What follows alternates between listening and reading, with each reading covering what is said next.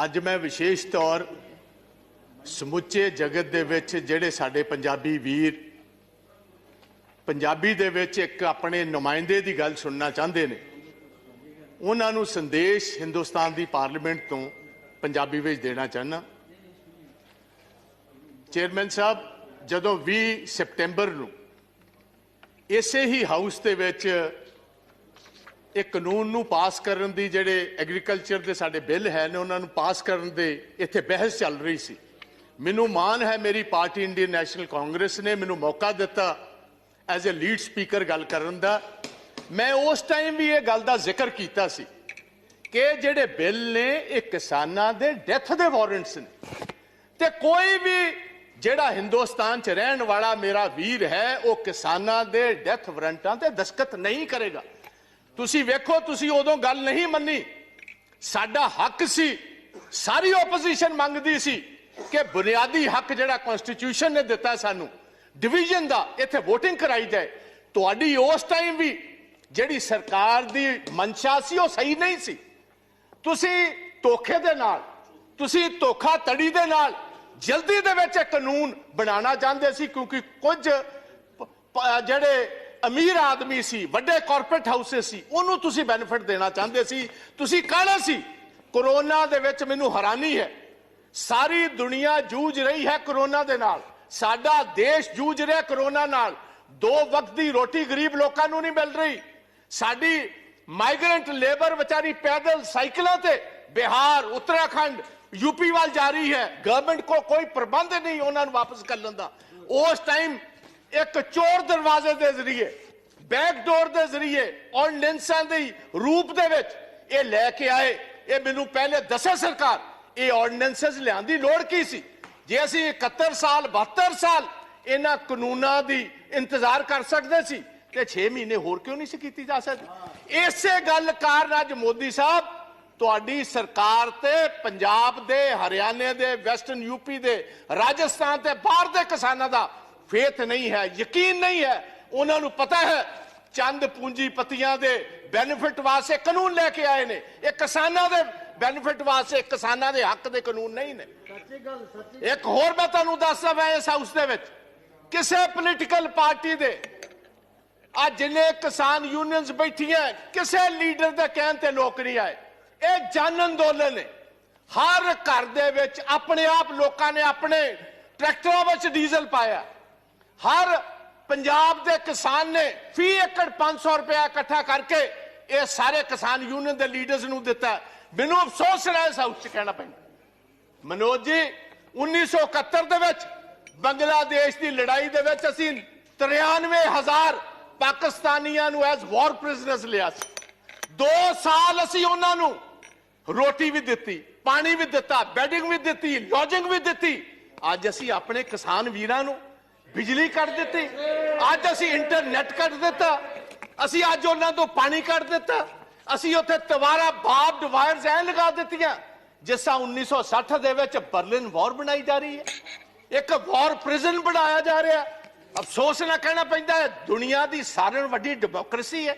ये चीज़ां अफगानिस्तान विच वेखियां सी, ये चीज़ां इराक दे विच सदाम हुसैन दे वेले वेखियां सी, ये लिबिया दे विच कर्नल गद्दाफी वेले वेखिया सी, ये युगांडा दे विच इदी मीन वेले वेखिया सी, ये महात्मा गांधी दे देश च कदी किसी ने सपने विच भी नहीं वेखिया जो साडे किसान वीरां नाल हो रहा। साडियां मातावां, साडियां भैणां, साडे बच्चियां समेत अज दिल्ली दे बार्डरां ते बैठियां ने। तुसीं उत्थे ओह रूप दिता जिस तरह कॉन्सनट्रेशन कैंप्स नूं देना हुंदा। कल 12 पार्टियां दे लीडर गाजीपुर गए, पुलिस ने अंदर नहीं जान दिते। किस किस्म की डेमोक्रेसी हिंदुस्तान। पार्लीमेंट सैशन इन ऑपरेशन होए, तुसी पार्लीमेंट लीडर्स नूं उत्थे जाण दी इजाजत ना दो, इहनूं असीं डेमोक्रेसी कहने। तुसी कहंदे हो साडे ते विश्वास करो। मैं तुहानूं एक सवाल पूछना चाहना चेयरमैन साहब, तुहाडे जरिए सरकार नूं, तुहाडे एग्रीकल्चर मंत्री जी ने गल कही है 1.5 साल वास्ते असीं एक कानून राखवे रख देने, इन अबाइस च रख देने। मैनूं इस गल दा फर्क दसो, वापस लैन दे विच ते राखवे रखने च फर्क की है? मैं टेक्निकली ये बात पूछता हूं, अगर आप ये कानून को इन एम्बेंस रखते हो उसका मतलब 1.5 साल के लिए ये कानून वापस हो गए। अगर ये वापस हो गए तो भैया क्या आप अकेला बूझ का सवाल बनाए बैठे हो कि किसान माफी मांगेगा तो तब हम मानेंगे? आप ये बात कहने को तैयार हो हम अपने इन कानून में तरमीम करने को तैयार है, ऐसी तरमीम करने तैयार होता मतलब है कानूना विच वड्डी कमी है। आपने खुद कबूल किया इसमें बहुत सारी कमी है। अगर कमी है तो वापस क्यों नहीं लेते? और मैं मोदी जी को यह गुजारिश करूंगा, मोदी साहब तुहाडी कांग्रेस के नाल ते कोई अदावत हो सकती है, तुहाडी ओपोजिशन पार्टियां नाल अदावत हो सकती है। हिंदुस्तान का किसान तो वो जिन्हें तुहानू वोटां पा के कामयाब किया, तुहाडी ओहदे नाल की अदावत है? प्रधानमंत्री जी अज मौका है, दूजी बार तुसी प्रधानमंत्री बने हो, अज मौका स्टेट्समैन बनने का, स्टेट्समैन अज तुहाडे कोल मौका एक बार फिर सरदार पटेल वाली जगह लैन दा। वो भी गुजरात का एक पुत्र सी जिन्हों लोग वल्लभ भाई पटेल सरदार के टाइटल नाल जानते। अज तुहाडे कोल मौका है, आओ चलो, मैं तुहाडे नाल चलना, चलो सिंघू बॉर्डर।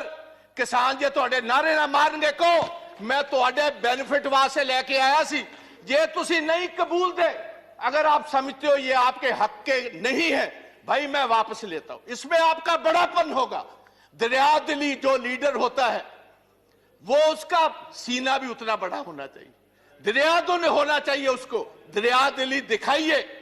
आज आपको स्टेट्समैन बनने की जरूरत है, प्रधानमंत्री तो आप सेकंड टाइम बन गए।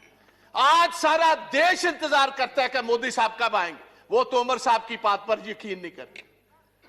क्यों नहीं करते? क्योंकि जिस ढंग से आप ये कानून लेकर आए हो, जिस ढंग से आपने इस पार्लियामेंट को, जो हिंदुस्तान की सबसे, मैं समझता हूं एक सबसे बड़ा फेथ है जिस हाउस पर, वहां हमारा जमहूरी हक नहीं दिया, आपने तो डिवीजन नहीं कराई। उसका मतलब था आपको जल्दी कौन सी बात की? आप मैं अपने पंजाब स्टेट की गल करना जहां साहब, स्टैट्यूटरी बॉडी है तुहाडी जीएसटी, पिछले 10 महीनों का 8000 करोड़ रुपया पंजाब का इन्होंने नहीं दिता। तुहाडा फेथ असीं किस तरह करिए, तुहाडा यकीन असीं किस तरह करिए? रूरल डेवलपमेंट फंड पंजाब का आरडीएफ जो बुनियादी, क्योंकि जो फसल पंजाब की एजेंसी खरीदती है फूड कॉर्पोरेशन ऑफ इंडिया, हम क्योंकि अपने किसान को टैक्स नहीं करते, असीं अपने किसान को टैक्स नहीं करते, ये लेवी जिहड़ी है स्टैट्यूटरी है गवर्नमेंट को देनी पाती है, साडा 3% तो घटा के 1% कर दिता। तुसीं कहंदे हो पंजाब के लोग तुहाडे ते फेथ कर, किस तरह फेथ कर? तुसीं दुश्मनां वाला काम साडे नाल कर रहे हो। मैं एक होर कहना चाहना इस हाउस दे विच, ये नवी हिस्टरी नहीं, गुलाम नबी आजाद साहब ने बहुत खूबसूरत ढंग नाल दस्सिया सी अंग्रेजां दे खिलाफ, ब्रिटिश गवर्नमेंट के खिलाफ। देवगौड़ा जी 6-7 बड़ी मूवमेंट हुई एग्रीकल्चर, जिसको लीड महात्मा गांधी वल्लभ भाई पटेल साहब करते रहे, और सभी जगह पर ब्रिटिश को अपना पैर पीछे खींचना पड़ा और जिम्मेदारों की बात माननी पड़ी। तो ये मैं गुजारिश करता हूं, पगड़ी संभाल जट्टा। आज से 100 साल पहले शहीद आजम भगत सिंह के ताया और उनके पिता ने यह आंदोलन शुरू किया था, और हमारे दीपेंद्र सिंह हुड्डा जो बैठे हैं, इनके ग्रेट ग्रैंडफादर, वो भी इस मूवमेंट में साथ है, चौधरी माथुराम जी। उस मूवमेंट में भी 3 कानून ही आए थे, जैसे अब 3 लेकर आए।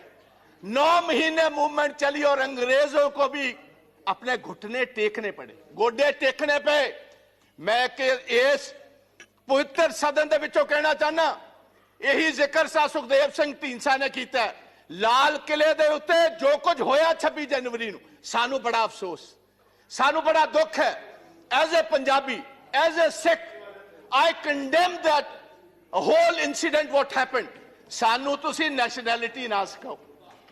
नेशनलिज्म साडा हर एक बच्चा हर महीने नेशनल फ्लैग में लिपटकर हर महीने पंजाब और हरियाणा का आता है। आप हमें नेशनलिज्म सिखाएंगे भाई? आप उनको खालिस्तानी कह रहे हो जो लाल किले की, क्योंकि बहुत सारे लोग हिस्ट्री नहीं जानते। हमारे 9वें गुरु तेग बहादुर महाराज, गुरु तेग बहादुर जी ने किसके लिए शहादत दी थी? उन्होंने शहादत दी कश्मीरी ब्राह्मण्स के लिए। कश्मीरी ब्राह्मण पंजाब में गुरु तेग बहादुर जी के पास आए कि औरंगजेब हर रोज जनायु उतारता है, तलवार के ताकत के साथ वो हमें कन्वर्ट करता है, हमारे धर्म को तब्दील करता है। आप इन पिटीशन हमारे साथ ही जैसे कोई वकील लेकर जाता है, वो इन पिटीशन लेकर औरंगजेब के पास आए और औरंगजेब ने इसी लाल किले से जिसका आप जिक्र करते हो, इसी लाल किले से ये कहा जो पिटीशन लेकर आए इसका सिर कलम कर दिया जाए। वहां उनकी शहादत हुई और उनकी शहादत की याद में जो शीशगंज साहब, शीश कहते हैं गले को, उनकी याद में शीशगंज साहब गुरुद्वारा जो खड़ा है वो हमारे हिंदू ब्राह्मण कश्मीरियों की वजह से यह शहादत हुई। और आप हमें खालिस्तानी कहते हो।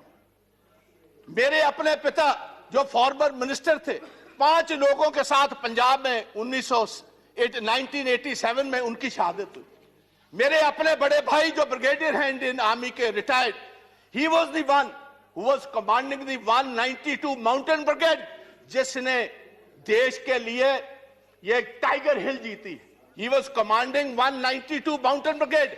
आप हमें खालिस्तानी कहते हैं, आप हमें कहते हो एंटी नेशनलिस्ट हैं ये लोग।